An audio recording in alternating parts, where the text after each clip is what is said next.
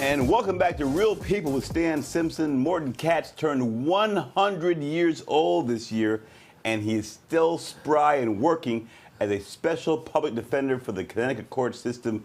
This venerable lawyer defends clients who are indigent and facing felony and misdemeanor charges. Attorney Katz is a World War II veteran who's been practicing law for 68 years. Today we're hearing about his remarkable life and his tips for longevity. But first, you started off in chemistry as a student, then made a switch from chemistry to law. Your father was a lawyer. I'm assuming that had some influence of that, but why the law? I had a sneaking feeling that I may want to have become a lawyer. Yeah. Well, and I wasn't really sure, and I just drifted into chemistry. So after I got this teaching fellowship at Iowa State, I realized I liked to teach. It was working with people. And you like that? Over the war years, I perfected my people skills. And you do that in the Army, or otherwise you're dead. And I had a chance to teach with people.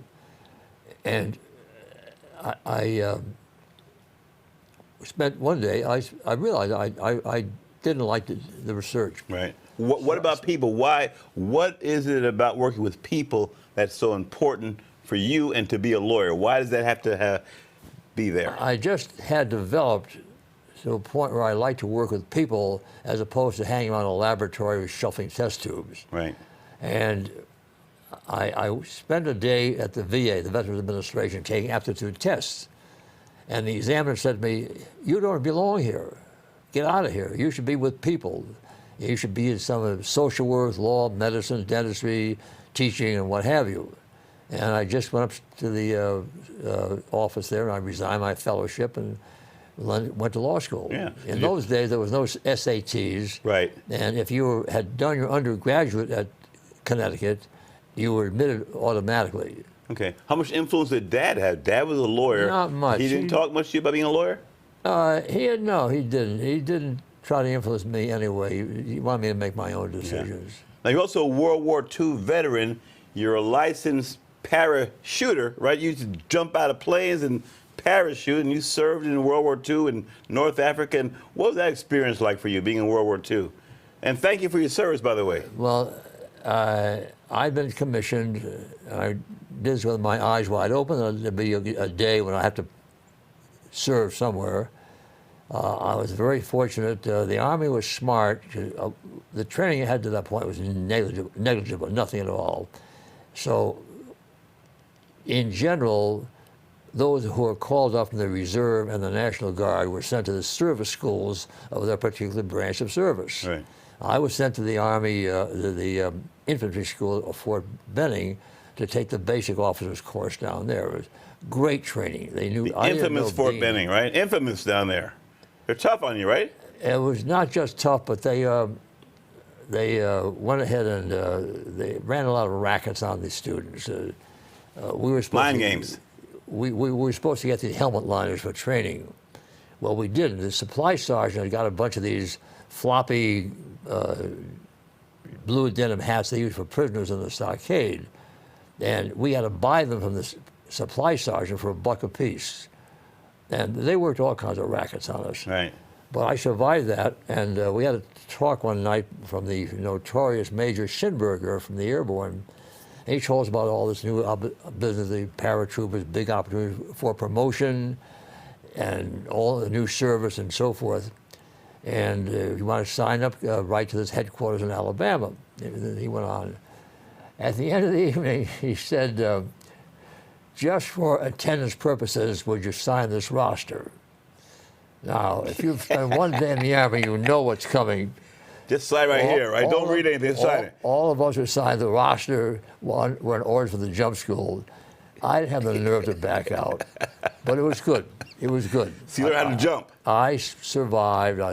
The morning was all physical training, and the afternoon we went home to learn how to pack a parachute. What's that like, jumping out of a plane with a parachute? What is that like? It's worked very carefully. There's a psychological buildup as you get to it. And they always, in the jump classes, they would put officers in with the enlisted men. So if you were an officer, you were shamed into jumping. Gotcha. And we would work our way through the jump training in the afternoon in the packing sheds. And we learned how to pack the chute and so forth. The standing joke was, how did you pack your parachute for the first jump? Very carefully. Now, you know, George Bush was also a licensed parachuter. He used to jump regularly on his birthday when he was 80 and whatever. Yeah. Have you ever thought about jumping out on your 101st birthday? No, sir, I have not. That'd be exhilarating. Your first jump is the easiest because you're all worked up to it. And it's not a sensation of height. You look out the door of the plane and you're looking at a map or a picture.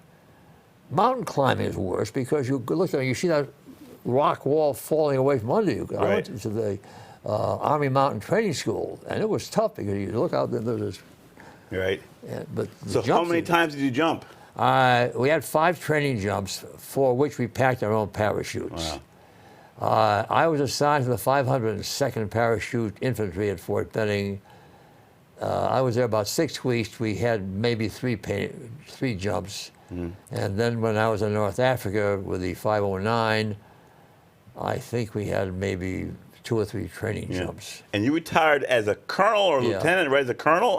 Yeah. So you were, again, a pretty decorated officer in the military back in your day. So a pretty fascinating career with that. So now next we're going to talk about longevity. How you got to be 100. People tuning in are going to say, hey, Simpson, you haven't asked the guy, how did he get to be 100? So I know you had some tips.